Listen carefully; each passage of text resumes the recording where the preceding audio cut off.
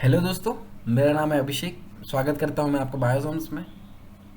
जैसा कि हम पिछले लेक्चरों में विटामिन्स के बारे में पढ़ते आ रहे हैं, जिसमें हमने विटामिन की डेफिनेशन, विटामिन्स के types, vitamin A, vitamin C और विटामिन बी। बी बहुत बड़ी फैमिली है, जिसमें हमने B1, B2, B3, B5, B6, B7, B9 और B12 की बात करी। आज हम विटामिन डी, जो कि एक फैट सॉल्युबल विटामिन है, उसकी बात करेंगे। विटामिन डी को कोलेकैल्सिफेरॉल भी बोलते हैं। और एक मिथ या कह सकते हैं एक फैक्ट है विटामिन डी से जुड़ा हुआ। जैसे ही हम विटामिन डी की बात करते हैं, हम जल्दी से ऊपर मुंह करके सूर्य को देख लेते हैं। सर ऐसा क्यों? बिल्कुल मैं बताऊंगा। हम किसी से पूछते हैं अगर कि विटामिन डी कहाँ से मिलता है, तो उनका जवाब सिंपल सा रहता है, सूर्य की किरणों से, सनलाइट से। बट मैं अगर ये कह दूं, या अगर मैं कहूं कि सूर्य की किरणों से हमें विटामिन डी नहीं मिलता, तो फिर क्या करेंगे अपन? सर आंदोलन कर देंगे आपके खिलाफ, आप गलत स्टेटमेंट दे रहे हो, गलत पढ़ा रहे हो बच्चों को। बट मैं बोल दूं कि नहीं, ये सही बोल रहा हूँ मैं, मेरे पास रीज़न है उसके पीछे कि सनलाइट से हमें विटामिन डी नहीं मिलता। तो सर रीज़न दो। हाँ, तो तुम आंदोलन करो, उसके पहले मैं रीज़न दे देता हूँ कि जो विटामिन डी होता है वो हमारी बॉडी में पहले से ही प्रेजेंट होता है। सर ये क्या बात कर रहे हो? तो फिर क्या करें, सनलाइट बंद कर दें? नहीं नहीं, सनलाइट बंद करने से ये तात्पर्य नहीं है कि विटामिन डी हमारे बॉडी में पहले ही प्रेजेंट होता है। जनरली कुछ एंजाइम्स होते हैं जो कि हमारी अपर सरफेस मतलब स्किन या अपर लेयर पर प्रेजेंट होते हैं। वो एंजाइम इनएक्टिव फॉर्म में रहते हैं हमारी बॉडी पर।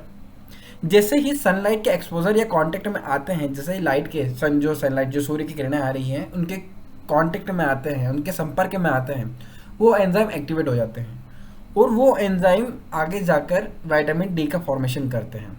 एक समराइज कर दूं पूरी बात को, तो विटामिन डी हमारी बॉडी में पहले से ही प्रेजेंट होता है। कुछ एंजाइम्स होते हैं जो कि हमारे स्किन के सरफेस पर प्रेजेंट होते हैं, वो सनलाइट के कांटेक्ट में आने से एक्टिव होते हैं, जो कि आगे चलकर विटामिन डी का फॉर्मेशन करते हैं और इस तरह से हमारे बॉडी में विटामिन डी बनता है।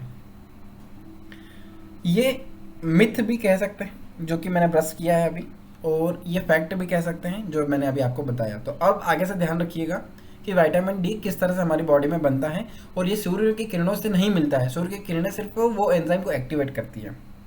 ठीक है, अब बात करते हैं फंक्शन ऑफ विटामिन डी की। ठीक है, vitamin D work with calcium to help build strong bones and maintain the bones health. Generally vitamin D calcium के साथ मिलकर हमारी बोन्स को एक प्रॉपर फंक्शनिंग करवाने में मदद करता है, बोन की हेल्थ को बनाए रखता है, और हमारी बोन्स को, जो हड्डियों को स्ट्रॉन्ग बनाए रखता है। ठीक है, स्ट्रॉन्ग बनाने में मदद करता है।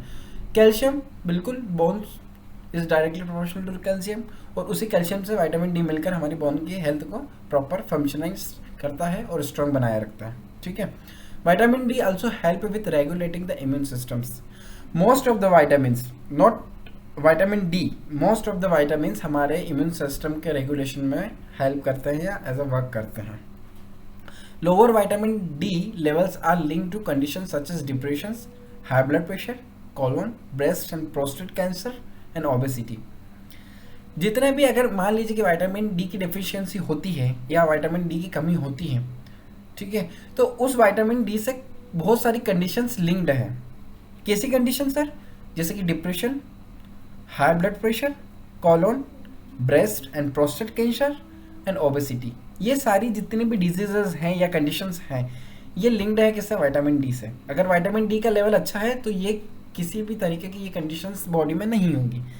ठीक है, साथ साथ में मैं एक और कुछ जोड़ना चाहता हूँ कि अगर विटामिन डी से एक और जो बोन डेंसिटी है, अगर विटामिन डी कम हुआ तो बोन डेंसिटी भी कम हो जाएगी, बोन की जो पावर है वो भी कम हो जाएगी। ठीक है, और जनरली मसल पेन्स होना, ये भी विटामिन डी की जो डिफिशियंसी है उससे होता है।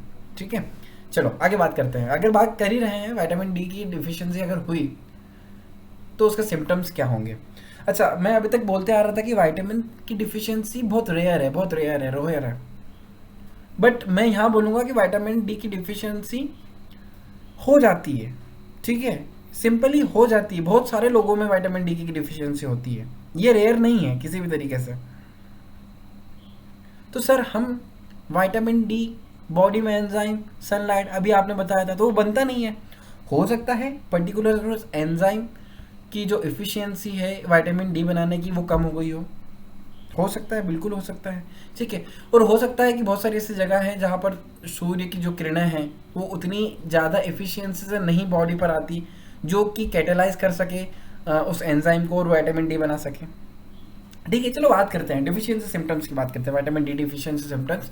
Research indicates that a deficiency in vitamin D is quite common. जैसा कि मैंने बताया कि काफ़ी कॉमन है, ये रेयर नहीं है। विटामिन डी डिफिशियंसी बहुत कॉमन है, particular in the winter months. देखिए मैंने बोला था, ठीक है, ठंड के मौसम में। In area where there is a little sunshine, मतलब जहाँ पर बहुत कम सनशाइन आती हो, बहुत कम सनलाइट आती हो, ठीक है, वहाँ पर जनरली डिफिशियंसी होने के सिम्टम्स या चांसेस होते हैं, ठीक है। वन स्टडी सजेस्ट, एक स्टडी सजेस्ट करती है that 75% of US adult, United states की जितने भी 75% एडल्ट हैं उनमें विटामिन डी की कमी रहती है या होती ही है, ठीक है।